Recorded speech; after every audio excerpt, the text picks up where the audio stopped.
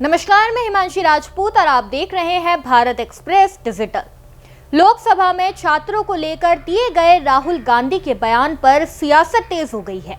सत्ताधारी दल बीजेपी ने कांग्रेस सांसद राहुल गांधी पर जोरदार हमला बोला है।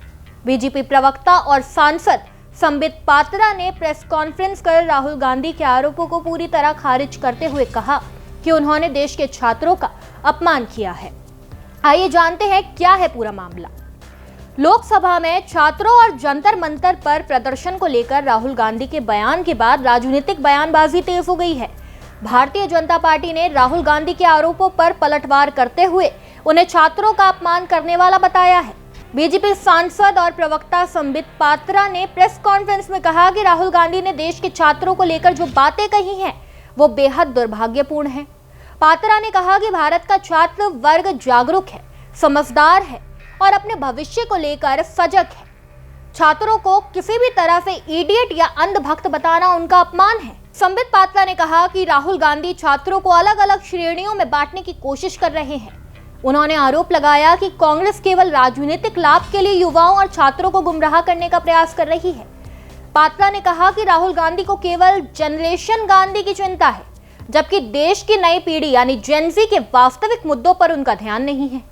जंतर मंतर पर प्रदर्शन कर रहे छात्रों पर गोली चलाने के राहुल गांधी के आरोपों पर भी बीजेपी ने तीखी प्रतिक्रियाएं दी। संबित पात्रा ने कहा कि दिल्ली में ऐसी कोई घटना हुई ही नहीं, फिर गोली चलाने के आदेश की बात कहां से आ गई। उन्होंने कहा कि गोली चलाने का आदेश मजिस्ट्रेट देता है, लेकिन जब गोली चली ही नहीं तो इस तरह के आरोप केवल सनसनी फैलाने के लिए लगाए जा रहे हैं। बीजेपी प्रवक्ता ने आरोप लगाया कि राहुल गांधी बार बार ऐसे बयान देकर भ्रम की स्थिति पैदा कर रहे हैं। उन्होंने कहा कि देश की जनता सच्चाई जानती है और बिना तथ्यों के आरोप लगाना उचित नहीं है। संसद में गृह मंत्री अमित शाह की अनुपस्थिति को लेकर राहुल गांधी के बयान पर भी पात्रा ने जवाब दिया। उन्होंने कहा कि गृह मंत्री का हर कार्यक्रम और जिम्मेदारी सार्वजनिक होती है। उन्होंने राहुल गांधी पर गलत आरोप लगाने का आरोप लगाते हुए कहा कि इस तरह की राजनीति से देश में अराजकता फैलाने की कोशिश की जा रही है।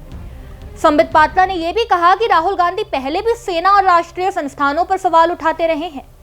उन्होंने कहा कि जिम्मेदार नेताओं को तथ्यों के आधार पर बयान देना चाहिए ताकि लोकतांत्रिक संस्थानों की गरिमा बनी रहे। लोकसभा में माइक बंद किए जाने के राहुल गांधी के आरोप पर भी बीजेपी ने सफाई दी।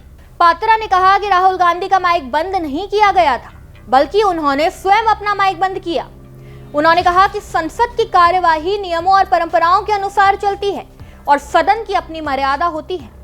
बीजेपी ने राहुल गांधी के बयानों को राजनीति से प्रेरित बताते हुए कहा कि संसद जैसे महत्वपूर्ण मंच पर तथ्य और जिम्मेदारी के साथ बात की जानी चाहिए। वहीं कांग्रेस और बीजेपी के बीच इस मुद्दे पर जारी आरोप प्रत्यारोप से साफ है कि छात्रों और संसद में दिए गए बयानों को लेकर सियासत अभी और गर्माने वाली है। फिलहाल छात्रों को लेकर राहुल गांधी के बयान और उस पर बीजेपी के पलटवार ने राजनीतिक बहस को और तेज कर दिया है। अब देखना होगा कि ये विवाद आगे किस दिशा में बढ़ता है। देखते रहिए भारत एक्सप्रेस। नमस्कार।